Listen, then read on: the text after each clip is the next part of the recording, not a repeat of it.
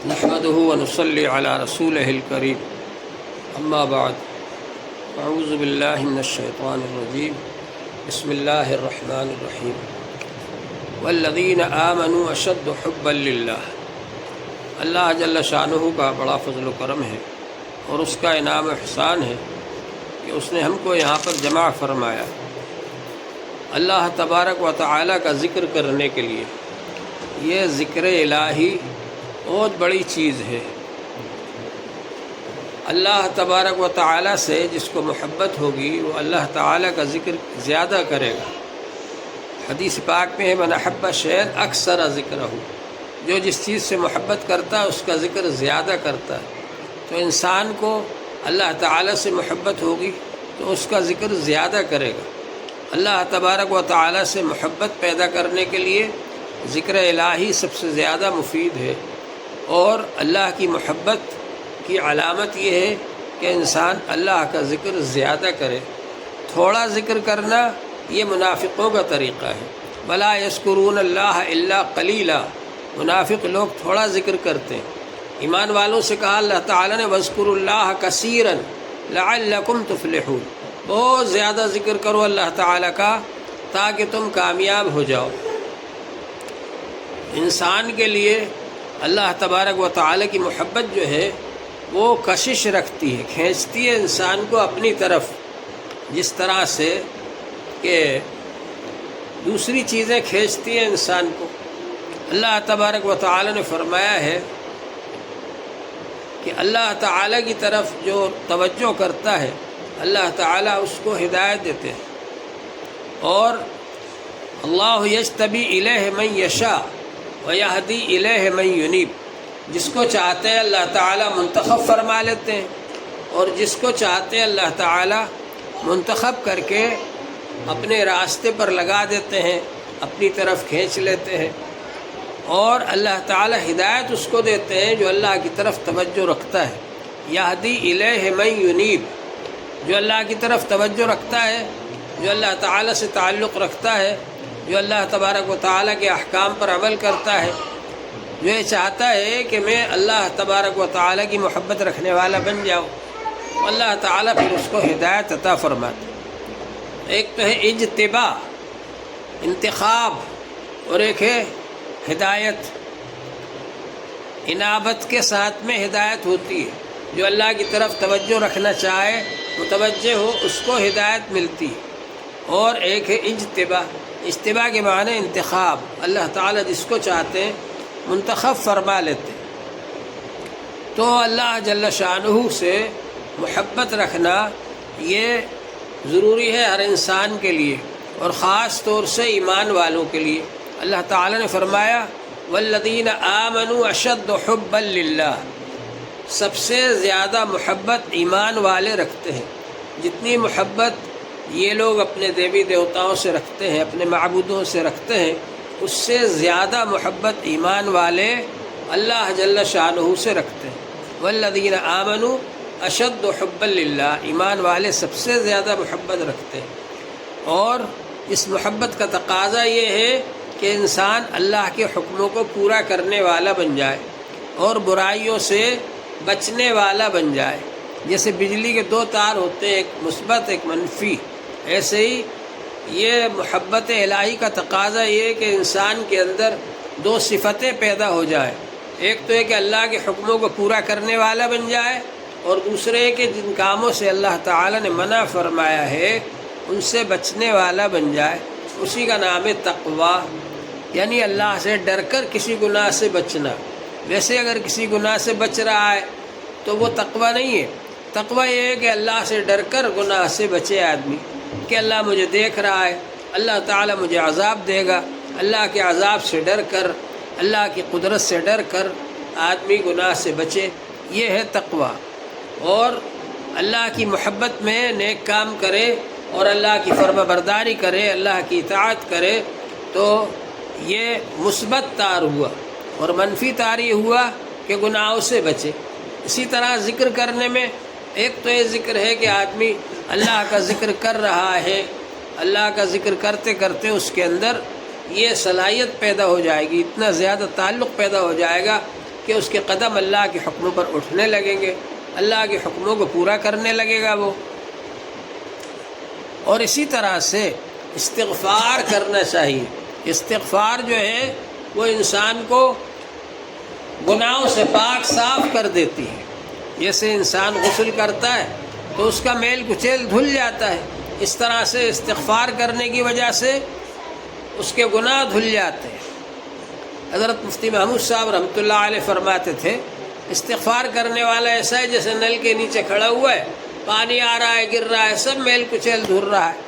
اسی طرح سے جب استغفار پڑھیں گے تو انسان کا میل کچیل دھل جائے گا۔ حضور پاک صلی اللہ علیہ وآلہ وسلم نے ارشاد فرمایا ہے کہ التائب من الذنب کمن لا ذنب لہ، گناہ سے توبہ کرنے والا ایسا ہے جیسے اس نے گناہ ہی نہیں کیا۔ توبہ کے اندر ایک تو یہ شرط ہے کہ آدمی سچی ندامت ہو دل میں، جو گناہ ہو گیا اس پر ندامت ہو کہ بہت برا ہوا ہے۔ دوسرے یہ ہے کہ آئندہ نہ کرنے کا پکا ارادہ ہو کہ آئندہ ہم یہ گناہ نہیں کریں گے۔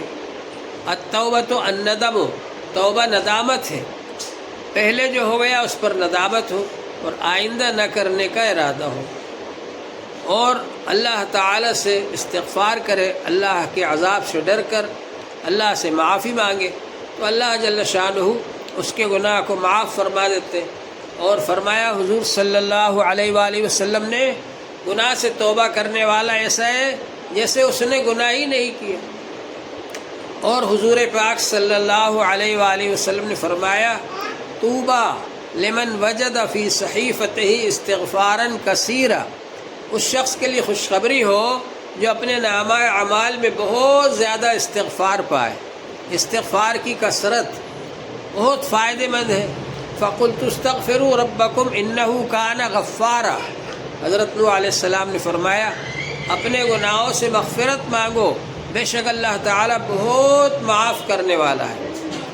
یرسل السماء علیکم مدرارا، اگر استغفار کرو گے تو اللہ تعالیٰ کی یہ نعمتیں حاصل ہوں گی، بارش برسائیں گے اللہ تعالیٰ مسلسل استغفار کرنے کی وجہ سے۔ یرسل السماء علیکم مدرارا ویمددکم باموال وبنین ویجعل لکم جنات ویجعل لکم انہارا، اور تم کو مال دیں گے اور بیٹے دیں گے، مال اور بیٹے دے کر تمہاری مدد کریں گے اللہ تعالیٰ۔ معلوم ہوا کہ استغفار پڑھنے سے مال بھی ملے گا، استغفار پڑھنے سے بیٹے بھی پیدا ہوں گے، اور وَيَجْعَلْ لَكُمْ جَنَّاتٍ وَيَجْعَلْ لَكُمْ أَنْهَارًا، اور اللہ تعالیٰ تمہارے لیے باغات عطا فرما دیں گے اور نہریں عطا فرما دیں گے۔ دنیا میں بھی باغات مل جائیں گے اور نہریں مل جائیں گی، اور جنت تو ہے ہی باغ۔ تو اللہ تبارک و تعالیٰ نے استغفار کے ساتھ میں ان سب نعمتوں کو رکھا ہے۔ آدمی اپنے آپ کو گناہگار سمجھتے ہوئے استغفار کرتا رہے۔ ایک تو گناہ وہ ہوتا ہے جو شیطانی گناہ ہوتا ہے، اور ایک نفسانی گناہ ہوتا ہے۔ نفسانی نفس کے تقاضے کی وجہ سے کوئی گناہ ہو گیا تو آدمی اس پر خود ہی شرمندہ ہوتا ہے، نفس لوامہ اس کو ملامت کرتا ہے، وہ شرمندہ ہوتا ہے، ارے یار مجھ سے بڑا گناہ ہو گیا، اور پھر توبہ کرنے کی توفیق ہو جاتی ہے اس کو۔ کیوں؟ اس لیے کہ وہ خود اس کو گناہ سمجھ رہا ہے، تو اس سے بچے گا وہ اور توبہ کرے گا۔ اور ایک گناہ وہ ہوتا ہے شیطانی گناہ، تو اس سے آدمی کو توبہ کرنے کی توفیق نہیں ہوتی۔ شیطان نے سب سے پہلے تکبر کیا۔ حضرت آدم علیہ السلام کو اللہ تعالیٰ نے بنایا، اس سے کہا شیطان سے کہ تو سجدہ کر، آدم علیہ السلام کو قبلہ بنا کر۔ قبلہ تھے حضرت آدم علیہ السلام، سجدہ تو اللہ تعالیٰ ہی کو تھا۔ تو اس نے کہا شیطان نے اس کے سامنے کیوں جھکوں میں، اس کو تو آپ نے مٹی سے بنایا، مجھے آگ سے بنایا، اور آگ جو ہے وہ زیادہ اونچی ہوتی ہے، آگ اوپر کو جاتی ہے، مٹی نیچے کو جاتی ہے، اوپر پھینکو جب بھی نیچے گرے گی، تو میں اس کے سامنے کیوں جھکوں، منع کر دیا اس نے۔ تو یہ تکبر کرنا یہ شیطانی گناہ ہے۔ انسان جب تکبر کرتا ہے تو اس کی وجہ سے اللہ تعالیٰ کی نظر میں گر جاتا ہے، حقیر ہو جاتا ہے۔ اور نفسانی خواہشات کی وجہ سے نفسانی گناہ اگر ہو گیا انسان سے اور اس پر ندامت ہوئی اور نفس نے ملامت کی انسان کو، بڑا گناہ ہو گیا، بہت برا کام ہوا، توبہ کرو اللہ سے، اور توبہ کر لی، تو ایسا بھی ہوتا ہے کہ پہلے آدمی جس درجے پر تھا اس سے بھی زیادہ اونچے درجے پر پہنچ جاتا ہے ندامت کی وجہ سے، یعنی گرتے ہوئے کو اللہ تعالیٰ سنبھالتے۔ اب وہ گناہ کر لیا اس نے، اب توبہ کر رہا ہے، رو رہا ہے، گڑ گڑا رہا ہے اور کہہ رہا ہے کہ اللہ تعالیٰ مجھ سے غلطی ہو گئی، اب نہیں کروں گا۔ تو جس طرح سے گرتے ہوئے بچے کو ماں باپ سنبھال لیتے ہیں، اس طرح سے انسان اگر توبہ کرے تو اللہ جل شانہ اس کو سنبھال لیتے ہیں اور اس کو سیدھے راستے پر لگا دیتے ہیں۔ اور وہ انسان جس کے دل میں تکبر ہو تو وہ دوسروں کو حقیر سمجھتا ہے، حتیٰ کہ وہ نیک کام بھی جو کرتا ہے تو نیک کام کرنے کے بعد بھی دوسروں کو حقیر سمجھتا ہے کہ میں تو اتنی نمازیں پڑھتا ہوں، یہ تو پڑھتا ہی نہیں ہے، میں تو اتنی تسبیحات پڑھتا ہوں، یہ تو پڑھتا ہی نہیں ہے، میں تو اتنے قرآن پاک پڑھتا ہوں، یہ تو پڑھتا ہی نہیں ہے۔ تو دوسروں کو حقیر سمجھنا یہ تکبر ہے، یہ بہت بڑا گناہ ہے۔ اللہ جل شانہ نے اس گناہ سے منع فرمایا اور یہ فرمایا الکبریاء ردائی، تکبر میری چادر ہے۔ جس طرح سے چادر کو اوڑھا جاتا ہے اس طرح سے تکبر کرنا اللہ کا حق ہے، اس لیے کہ سب سے بڑا اللہ ہے۔ اللہ اکبر، تو جو سب سے بڑا ہے وہ اپنے آپ کو کہے کہ اللہ بڑا ہے، میں سب سے بڑا ہوں، اللہ کہے تو یہ تو حق بات ہوئی، صحیح بات ہوئی۔ لیکن جو سب سے بڑا نہیں ہے وہ اپنے آپ کو بڑا کہے تو یہ تو جھوٹ ہوا۔ تو تکبر جو ہے اللہ کا حق ہے۔ تو اللہ تبارک و تعالی سے وہ جو تکبر کرتا ہے وہ اللہ سے وہ چادر کو چھیننا چاہتا ہے۔ تو اللہ تبارک و تعالی کی نظر میں تکبر کرنے والا بہت زیادہ برا ہے، حتیٰ کہ حضور صلی اللہ علیہ وسلم نے فرمایا کہ اللہ جل شانہ نے فرمایا جو تکبر کرتا ہے اس کو میں ذلیل کر دیتا ہوں۔ من تکبر وضعہ اللہ، جو تکبر کرے گا اللہ جل شانہ اس کو ذلیل کر دے گا۔ اور تواضع ایسی چیز ہے کہ اللہ کی نظر میں بہت اچھی چیز ہے۔ تواضع کے معنی اپنے آپ کو چھوٹا سمجھنا، اپنے آپ کو حقیر سمجھنا، تو اس کی وجہ سے اللہ تعالیٰ اس بندے کو بڑا بنا دیتے ہیں۔ جو اپنے آپ کو تواضع کے ساتھ چھوٹا بناتا ہے اللہ جل شانہ اس کو بڑا بنا دیتے ہیں۔ تو من تواضع رفعہ اللہ، جو تواضع کرے گا اللہ تعالیٰ اس کا مرتبہ بلند فرما دیں گے، اس کو بڑا کر دیں گے، اس کو بلند درجہ عطا فرما دیں گے، اس کو عزت عطا فرما دیں گے۔ ومن تکبر وضعہ اللہ، اور جو تکبر کرے گا اللہ تبارک و تعالی اس کو چھوٹا کر دیں گے، حقیر بنا دیں گے۔ تو اب جو ہے ہماری اصلاح کیسے ہو؟ تو جس طرح سے ذکر الہی کرنا ضروری ہے، یہ تار کے اندر ایک مثبت چیز ہے۔ کرنٹ آنے کے لیے، جیسے بجلی میں کرنٹ آنے کے لیے دو چیزیں ہوتی ہیں، دو تار ہوتے ہیں، ایک مثبت ایک منفی۔ ایسے ہی انسان کے اندر اللہ کی طرف سے روحانی آئے، روحانی طاقت آئے، اس کے لیے ایک طرف تو ذکر الہی ہے۔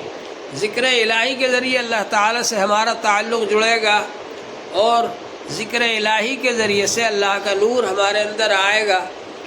اور دوسری چیز جو تکبر ہمارے اندر ہے اس کو ختم کرنے کے لیے صحبت شیخ ہے، کہ شیخ کے پاس بیٹھ کر آدمی اپنے آپ کو چھوٹا سمجھے، حقیر سمجھے۔ تو شیخ جو ہے وہ اللہ تبارک و تعالی کی طرف سے جو احکام ہے وہ آپ کو سنائے گا اور آپ کی اصلاح کرے گا۔ تو شیخ کے پاس بیٹھنے سے تکبر ختم ہوتا ہے اور تواضع آتی ہے۔ حضرت مولانا الیاس صاحب رحمۃ اللہ علیہ نے فرمایا حضرت مفتی محمود صاحب گنگوہی رحمۃ اللہ علیہ سے کہ جانتے ہو جو بزرگ لوگ خلافت دیتے ہیں، خلیفہ بناتے ہیں، اس کا کیا مقصد ہوتا ہے؟ وہ میں تو نہیں جانتا۔ کہا کہ اس کا مطلب یہ ہے کہ جیسی تواضع آپ نے اپنے شیخ کے سامنے کری، اب ایسی تواضع سب کے ساتھ میں رکھنا، یعنی جو لوگ بھی آئیں سیکھنے کے لیے، مرید بننے کے لیے، ان کے ساتھ بھی تواضع سے پیش آنا۔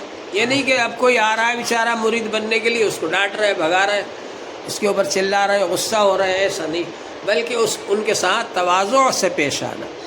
تو شیخ کے پاس آدمی جب آتا ہے تو اس کو اپنی حقیقت معلوم ہوتی ہے کہ میں تو کچھ بھی نہیں ہوں، پھر اس کے اندر تواضع آتی ہے اور تکبر ختم ہوتا ہے اس کے اندر سے۔ اور بزرگان دین اصلاح بھی فرماتے ہیں، اگر کسی کے بارے میں معلوم ہو جائے کہ اس کے اندر تکبر ہے یا وہ خود اپنی اصلاح چاہے تو اس کا علاج بھی فرماتے ہیں تاکہ اس کی اصلاح ہو جائے۔ چنانچہ حضرت تھانوی رحمۃ اللہ علیہ کے پاس اگر کوئی ایسا آدمی آتا کہ اس کے بارے میں معلوم ہوتا کہ یہ اس کے دل میں تکبر ہے یا وہ اپنے ظاہر کرتا کہ میری اصلاح ہو جائے تکبر سے، تو حضرت اس کی اصلاح فرماتے تھے۔ چنانچہ ایک صاحب بہت بڑے آدمی تھے، اپنے علاقے کے بہت سردار جاگیردار آدمی تھے، وہ حضرت کے پاس آئے، بہت سارے پیسے اس زمانے میں جو چلتے تھے سونے چاندی وہ لے کر کے، تو آئے اور آ کر کے کہا کہ حضرت یہ رکھ لیجئے آپ کا، بھائی ابھی تو میں مشغول ہوں، یہاں تو ضرورت نہیں ہے، موقع نہیں ہے، آپ بیٹھ جائیے۔ تو حضرت اپنے کام میں مشغول رہے، جو تقریر کر رہے تھے، وعظ کر رہے تھے، بیان کر رہے تھے، اس میں مشغول رہے۔ اور پھر اس کے بعد میں اس سے کہا بھائی یہاں تو ضرورت ہے، موقع ملا نہیں، تو چلیے وہاں دوسری جگہ ایک اور جگہ جانا ہے وہاں چلیے۔ تو وہ اس کو لے کر کے اٹھا کر وہاں گئے ساتھ میں، وہاں پر بھی حضرت کو موقع نہیں ملا تو پھر تیسری جگہ لے گئے، مطلب یہ کہ ان کو ساتھ لے کر، تو ان کو یہ احساس ہو کہ میں کوئی بڑا کام نہیں کر رہا ہوں، میرے دل کے اندر تکبر رہا ہے۔ ایک جگہ سے حضرت تھانوی رحمۃ اللہ علیہ کے پاس ایک بہت بڑا منی آرڈر آیا، اس زمانے میں منی آرڈر چلا کرتے تھے، تو حضرت نے فرمایا کہ بھائی اس کو واپس کر دو، واپس کر دیا۔ اب بعد میں وہ صاحب ایک جگہ ملے حضرت تھانوی رحمۃ اللہ علیہ کو، تو ان سے کہا کہ اتنا بڑا منی آرڈر اور اتنی بڑی رقم بھیجنے والا کوئی اور نہیں ملا ہوگا آپ کو؟ تو حضرت تھانوی رحمۃ اللہ علیہ نے فرمایا اتنی بڑی رقم واپس کرنے والا بھی کوئی اور نہ ملا ہوگا۔ تو بزرگان دین سمجھ لیتے ہیں کہ اس ہدیے میں اخلاص نہیں ہے، تکبر ہے، تو اس کو انہوں نے رد کر دیا حضرت تھانوی رحمۃ اللہ علیہ نے۔ ایک صاحب سے کہا کہ آپ خانقاہ کے دروازے پر بیٹھ جاؤ اور جتنے بھی نکلے لوگ خانقاہ سے باہر، ان سے کہنا کہ ایک ایک ہاتھ مارتے جائیں، ایک ایک جوتا مارتے جائیں، اور ٹوکرے میں بہت سارے اخروٹ یا بادام لے کر بیٹھ جاؤ، ایک ایک دیتے جانا، وہ ایک ایک مارتے جائیں گے۔ تکبر کی اصلاح کے بہت سارے طریقے ہیں۔ حضرت تھانوی رحمۃ اللہ علیہ سے ایک صاحب نے فرمایا تم مجھے پہچانتے نہیں ہو میں کون ہوں؟ تو حضرت نے فرمایا کہ ہاں میں پہچانتا ہوں، تم وہ ہو کہ تمہارے اندر 2 کلو گو پیٹ میں بھرا ہوا۔ آدمی اگر اپنی حقیقت پہچان لے کہ میرے اندر پاخانہ پیشاب بھرا ہوا ہے، تو وہ لوگوں کے سامنے اپنی دھوس نہ جمائے اور لوگوں کو حقیر نہ سمجھے۔ تو تکبر یہ شیطانی گناہ ہے، یعنی دوسروں کو حقیر سمجھنا اور اپنے آپ کو بڑا سمجھنا، اس سے بچنا بہت زیادہ ضروری ہے، اور اپنے اندر تواضع آنا چاہیے۔ اور اسی لیے اولیاء کرام کا یہ طریقہ ہے کہ نیکی کرنے کے بعد بھی استغفار پڑھتے تھے، نماز پڑھنے کے بعد بھی استغفار پڑھتے تھے۔ گناہ کرنے کے بعد تو ہے یہ استغفار، لیکن نماز پڑھنے کے بعد بھی استغفار پڑھ رہے ہیں۔ کیوں؟ اس لیے کہ نماز کی 2 حیثیتیں ہیں، ایک تو یہ کہ اللہ کی عبادت ہے، میں نے اللہ کی عبادت کی، اور ایک یہ کہ میں نے اس کام کو کیا تو میں اس کام کو صحیح طریقے پر نہیں کر سکا، اس وجہ سے مجھے استغفار کرنا چاہیے نماز پڑھنے کے بعد بھی، روزہ رکھنے کے بعد بھی، کہ اللہ تعالیٰ جیسا آپ کے شائن شان تھا ویسی میں عبادت نہیں کر سکا۔ تو اولیاء کرام جو ہوتے ہیں اور نیک لوگ، وہ عبادت کرنے کے بعد بھی استغفار کرتے ہیں، تاکہ اس کے ذریعے سے ہمارے دل میں تکبر پیدا نہ ہو جائے کہ ہم نے بہت بڑا کام کیا۔ حضرت مولانا رشید احمد صاحب گنگوہی رحمۃ اللہ علیہ فرماتے تھے کہ نفلیں کبھی ہم جان بوجھ کر بھی چھوڑ دیتے ہیں، ایک تو ہے فرض، وہ تو ادا کرنا ہی ہے، واجب وہ بھی ادا کرنا ہی ہے، سنت اس کو بھی ادا کیا جاتا ہے، اور نفل جو ہے وہ ادا کرو تو ثواب ملے گا، نہیں ادا کرو تو ثواب نہیں ملے گا۔ تو نفل کام جب آدمی زیادہ کرتا ہے نا تو اس کے دل میں تکبر آتا ہے، اب تو میں اشراق بھی پڑھنے لگا، اب میں اوابین بھی پڑھنے لگا، اب میں تہجد بھی پڑھنے لگا، اور اس کے دل کے اندر ایک طرح سے تکبر آ جاتا ہے۔ تو حضرت گنگوئی رحمۃ اللہ علیہ فرماتے تھے کہ نفل عبادت کبھی کبھی ہم جان بوجھ کر چھوڑ دیتے ہیں، کبھی تہجد چھوٹ گئی، کبھی اوابین چھوٹ گئی، کبھی اشراق چھوٹ گئی۔ پابندی سے تو فرائض کو ادا کیا جاتا ہے، نوافل اگر چھوٹ جائیں تو اس پر اللہ کے یہاں پکڑ نہیں۔ تو کیوں چھوڑ دیتے ہیں؟ اس لیے چھوڑ دیتے ہیں کہ کہیں ایسا نہ ہو ہمارے دل میں تکبر آ جائے کہ ارے ہم تو فرائض بھی ادا کر رہے ہیں، ہم تو نوافل بھی ادا کر رہے ہیں، ہم تو تہجد گزار آدمی ہیں، ہم تو اوابین بھی پڑھتے ہیں، ہم تو اشراق بھی پڑھتے ہیں، ہم تو چاشت کی نماز بھی پڑھتے ہیں۔ تو نفل پڑھنے کی وجہ سے دل میں تکبر نہ آ جائے، اس وجہ سے ہم کو وہ انہوں نے فرمایا کہ ہم کبھی کبھی نفلوں کو چھوڑ دیتے۔ تو تکبر سے بچنا یہ بہت ضروری ہے، اور انسان جب اللہ کا ذکر کرے گا، اللہ سے تعلق جڑے گا، اللہ کی محبت دل میں آئے گی، تو پھر وہ سب نیک کام اللہ کے لیے کرنے والا بن جائے گا، اور اس کے دل کے اندر اپنی تواضع آئے گی، اپنی بے حقیقتی ظاہر ہو گئی کہ ہم تو کچھ بھی نہیں ہے۔ اللہ والوں نے بہت بڑے بڑے مجاہدے کیے ہیں، بہت زیادہ قربانیاں دی ہیں اللہ کے لیے، بہت زیادہ عبادتیں کی ہیں اللہ کے لیے، ہم تو کچھ بھی نہیں ہیں۔ تب اس کو سمجھ میں آئے گا، تو پھر اس کو اپنی حقیقت معلوم ہوگی کہ مجھ کو یہ میں تھوڑی سی جو عبادت کر لیتا ہوں، تھوڑا سا جو ذکر کر لیتا ہوں، جو تھوڑی سی قرآن پاک کی تلاوت کر لیتا ہوں، اس پر مجھے اترانا نہیں چاہیے، اور اس پر تکبر نہیں کرنا چاہیے، اور اس پر دوسروں کو حقیر نہیں سمجھنا چاہیے۔ حضور پاک صلی اللہ علیہ وآلہ وسلم نے فرمایا کہ دنیا کے بارے میں ان لوگوں کو دیکھو جو اپنے سے کم درجے کے ہیں، کہ ارے بیچارہ وہ تو 2 وقت کی روٹی بھی اس کو نہیں ملتی، دونوں وقت پیٹ بھر کے کھانا بھی نہیں کھاتا، وہ مجھے تو اللہ تعالیٰ نے اتنا دے رکھا ہے کہ میں خوب کھاتا ہوں، دوسروں کو بھی کھلاتا ہوں۔ کبھی وہ یہ سوچے کہ وہ دوسرا آدمی تو بیچارہ اس کے پاس کپڑا بھی نہیں، میرے پاس تو کپڑا ہے، اس کے پاس تو گھر بھی نہیں، میرے پاس تو گھر ہے۔ تو دنیا کے بارے میں اپنے سے نیچے والوں کو دیکھو تاکہ شکر کرنے کی عادت ہو، کہ اپنے نعمتیں جو ملی ہوئی ہیں ان پر اللہ کا شکر ادا کرو۔ اور دین کے بارے میں اپنے سے اونچے والوں کو دیکھو کہ وہ مجھ سے زیادہ عبادت کر رہا ہے، وہ مجھ سے زیادہ قرآن پاک کی تلاوت کر رہا ہے، وہ مجھ سے زیادہ اللہ کا ذکر کر رہا ہے، تاکہ آپ لوگوں کو اور زیادہ ترقی کرنے کا شوق ہو، اور زیادہ عبادت کرنے کا شوق ہو، اور زیادہ نیک کام کرنے کا شوق ہو۔ تو یہ ہمارے اندر جذبہ ہونا چاہیے کہ ابھی ہم جو کر رہے ہیں اس سے اور زیادہ کرنے لگیں۔ ہوتا کیا ہے کہ جو کچھ ہو رہا ہے آدمی اسی کو غنیمت سمجھتا ہے۔ برسا برس سے جیسی عبادت کر رہے ہیں، بچپن میں جو نماز سیکھ لی ویسے ہی پڑھے جا رہے ہیں، اس کو اور صحیح کرنے کی کوشش نہیں کرتے کہ ہم امام صاحب سے، عالم صاحب سے، ان کے پاس بیٹھ کر کے اپنی نماز سنائیں اور اس کی اصلاح کرائیں اور صحیح نماز سیکھیں، اتحیات صحیح سیکھیں، ہم دعائے قنوت سیکھیں، نماز کی آیتیں جو پڑھی جاتی ہیں نماز میں وہ صورتیں اور آیتیں سیکھیں ان سے۔ تو اس طرح سے ہم عبادات کا صحیح طریقہ سیکھیں اور اس کو صحیح کر کے اچھے پیمانے پر کرنے کی کوشش کریں۔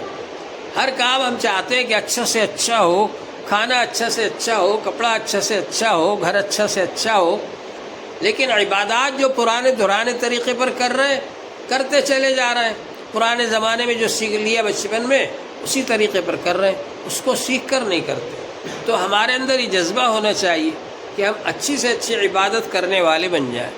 اسی طرح سے ذکر پابندی کے ساتھ کرنا ہے، اہتمام کے ساتھ میں کرنا ہے۔ یہ ذکر ایسی چیز ہے کہ اس کے ذریعے سے آدمی کی ترقی ہوتی ہے۔ اللہ جل شانہ اس بندے کو اپنے قریب کر لیتے ہیں۔ جو بندہ اللہ کا ذکر کرتا ہے اس کا ذکر اللہ تعالیٰ خود فرماتے ہیں۔ جو بندہ اللہ کا ذکر کرتا ہے اللہ تبارک و تعالیٰ فرماتے ہیں کہ میں اس بندے کے ساتھ ہوتا ہوں جب وہ ذکر کرتا ہے، تو اللہ کا قرب حاصل ہوتا ہے ذکر کے ذریعے سے۔ جتنا زیادہ ذکر کریں گے اتنا ہی اللہ تعالیٰ کا قرب حاصل ہوگا، اور ذکر سے جب اللہ تعالیٰ کی محبت پیدا ہو جاتی ہے دل کے اندر، تو پھر اس کا اثر سب عبادتوں پر پڑتا ہے۔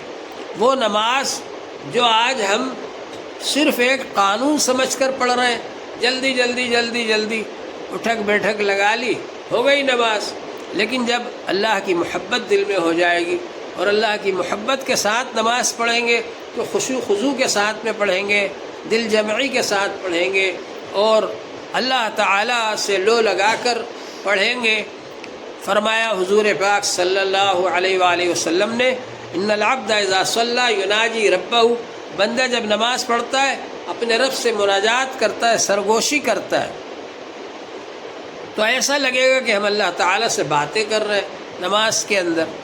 تو اسی طرح سے روزہ اللہ کی محبت میں رکھیں گے، زکوٰۃ اللہ کی محبت میں دیں گے، اور حج اللہ کی محبت میں کریں گے، اور ابھی جو چیزیں ہم قانون سمجھ کر رہے ہیں اس کو اللہ کی محبت میں کرنے والے بن جائیں گے۔ تو بہت زیادہ فائدے ہوتے ہیں ذکر کرنے سے۔ اللہ جل شانہ ہم کو زیادہ سے زیادہ ذکر کرنے والا اور اللہ کی عبادت کرنے والا بنائے اور گناہوں سے بچنے والا بنائے۔ وآخر دعوانا ان الحمد للہ رب العالمین۔